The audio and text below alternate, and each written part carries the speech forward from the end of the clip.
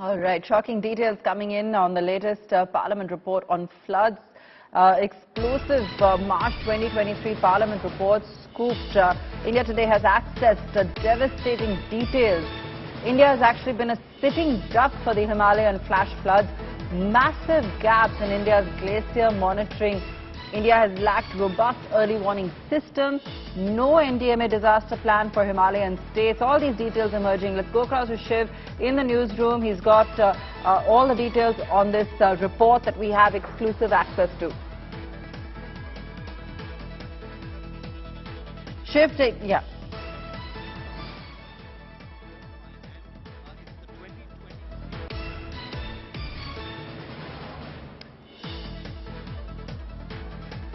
It's just 60 pages long and it contains some of the most disturbing testimony and recommendations and findings that anyone could probably read in the context of what we're seeing playing out in different parts of North India.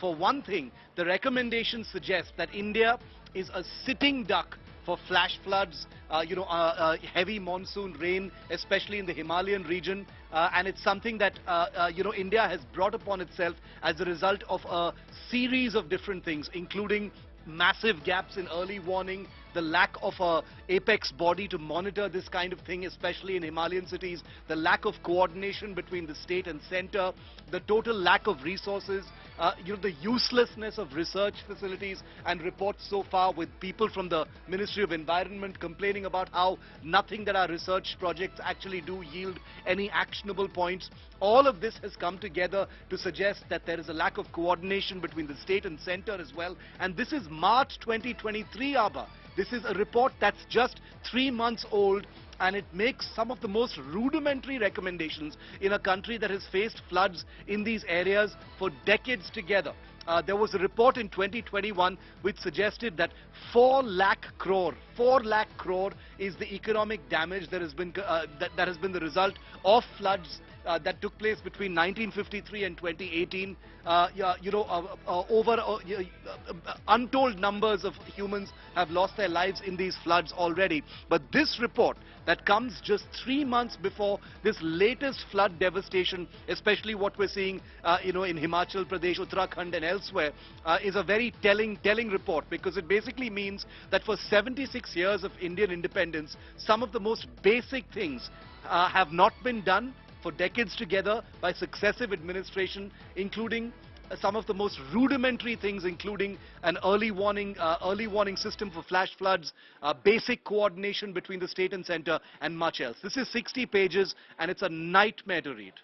And of course, I know you're going to be going through that for the next few hours, Shiv, but from what you've seen so far, it's shocking.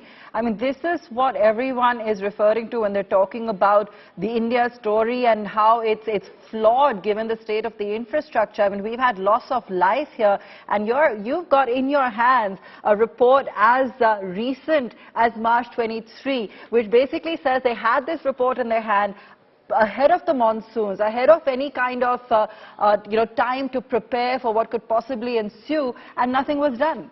The specific findings and observations in this report are almost of a paralyzing nature.